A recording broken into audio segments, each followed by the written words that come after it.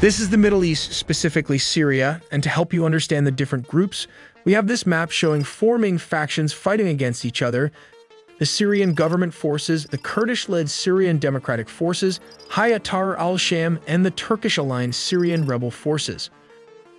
On November the 30th, 2024, opposition forces captured more territory, expelled government forces from villages in eastern Idlib, and began advancing toward the M5 highway, a strategic road leading south to the capital, Damascus, approximately 300 kilometers, which is around 186 miles away. As we all know, it is no secret that the Syrian government forces relies on Russian military equipment, from tanks to artillery shells, not to mention the Air Force from MiG-29 to helicopters, while the rebels primarily use pickup trucks and tube-launched missile or tow missiles to fight against tank. More details all in the video ahead. To provide a clearer picture of Syria's complex and fragmented conflict, it is crucial to understand the territorial control among the key players on the ground. Four primary factions dominate different areas of the country, each backed by varying external powers and ideologies. The Syrian government forces, marked in red on many conflict maps, represent the Bashar al-Assad regime's primary military apparatus. These forces are supported by the National Defense Forces, a pro-government paramilitary group. The Assad regime also benefits from the significant backing of Russia, Iran, and Hezbollah, whose combined efforts have fortified and sustained its control over large swaths of territory, particularly in central and western Syria. The Syrian Democratic Forces, SDF, represented in yellow, consists largely of Kurdish fighters. This group, backed by the United States, controls much of eastern Syria, including areas rich in oil reserves.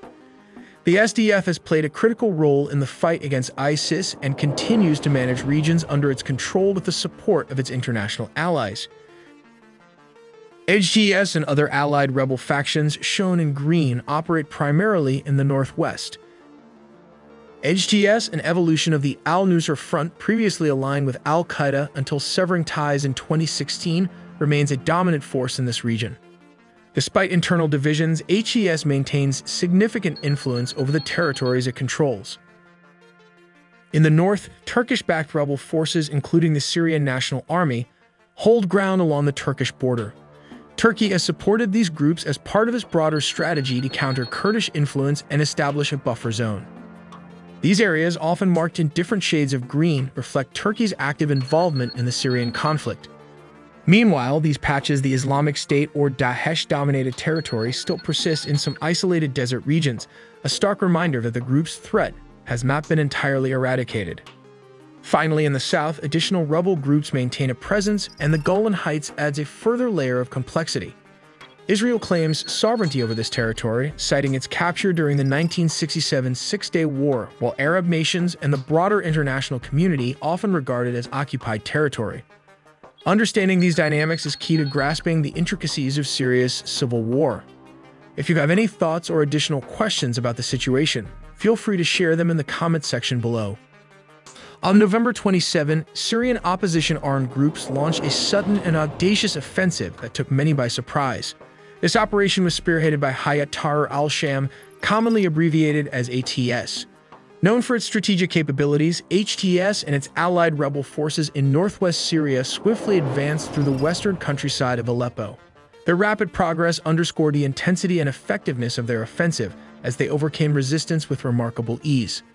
The momentum of the attack did not wane in Aleppo. Instead, the rebel forces pushed further south and southwest, extending their campaign into new territories. This continued offensive brought them significant gains, including control over areas in Hama province.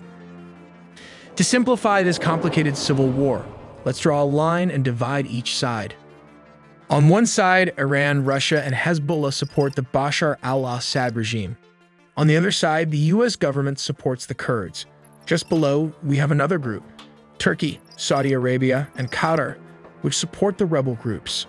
Then there's ISIS, and everyone seems to be fighting against them. However, Turkey is also fighting against the Kurds, which creates a very confusing scenario. For those curious about how we gather our sources, here's our secret. When major events like this happens, Syrian rebels launching their largest offensive in 4 years near Aleppo occur, we turn to tools like ground news. For this story, ground news showed 503 sources reporting on it, with 69% leaning left and 58% leaning right. Their bias distribution tool makes it easy to see this breakdown. We also explore media ownership, which can influence narratives. In this case, 51% of the sources were owned by conglomerates. For example, on the left, CBS News reported with this title, "Why Syria's Civil War is Reigniting." And finally, on the right reports, first Syrian rebels seized territory for the first time in years in wide-scale attack. This comparison shows how framing impacts perceptions, so to get credible sources, Ground News is offering my viewers 50% off their unlimited access Vantage plan. Use my link or scan the QR code here for the best deal. Let's take a look at the Syrian army versus the rebels' military equipments. The Syrian forces rely heavily on a combination of tanks, armored vehicles, artillery, and air power to maintain dominance on the battlefield. The Syrian army deploys T-72 and T-90 tanks, which offer advanced targeting systems and protective armor. Alongside these, older models such as the T-55 and T-62 continue to play a role, particularly in secondary operations. Infantry fighting vehicles like the BMP-1 and BMP-2 are staples in mechanized units, providing mobility and firepower. While armored personnel carriers, including the BTR-60 and BTR-80, ensure troop movement and logistical support across Syria's rugged terrain. Artillery is a key component of the Syrian military strategy, with the widespread use of howitzers, such as the D-30 and self-propelled systems like the 2S-1 Gvozdika. These are supplemented by powerful rocket artillery systems, including the BM-21 Grad and the BM-30 Smerch, capable of delivering devastating salvos over large areas. Russian support has further enhanced these capabilities, like the advanced caliber precision-guided munitions and electronic warfare systems. In the skies, the Syrian Air Force, supported by Russian pilots and aircraft, fields an array of jets and helicopters. MiG-29 fighters and Su-22 strike aircraft are frequently used in airstrikes, while Su-24 bombers deliver precision strikes on fortified rebel positions. Attack helicopters such as the Mi-24 and Mi-28 Havoc provide close air support for ground troops, leveraging their firepower to suppress rebel advances. In stark contrast, the Free Syrian Army and its affiliated rebel factions operate with a patchwork arsenal, much of it captured from the Syrian army or supplied by external backers. These groups rely on older Soviet-manufactured equipment, smuggled weapons, and improvised systems to challenge the better-equipped regime forces. Their tank units primarily consist of captured T-55 and T-62 tanks, which lack the advanced targeting and armor capabilities of their T-72 and T-90 counterparts. Rebel groups make extensive use of technicals, civilian pickup trucks fitted with heavy machine guns or recoilless rifles. These highly mobile and cost-effective vehicles are a hallmark of guerrilla warfare in the region. Anti-tank capabilities are provided by weapons such as the RPG and guided missile systems like the US-supplied tube-launch, optically tracked, wire-guided. The TOW is a second-generation anti-tank missile system that is used by more than 40 countries.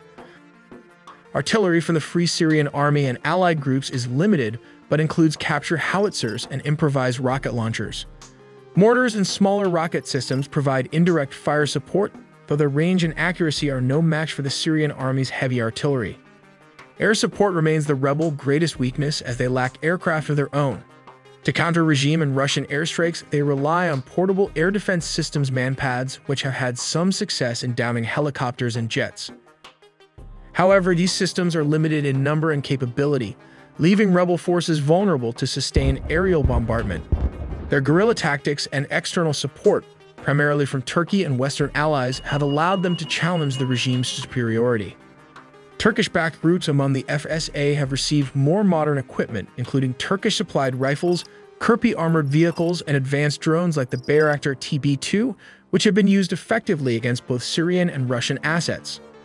This asymmetry in firepower illustrates the stark divide in the Syrian conflict.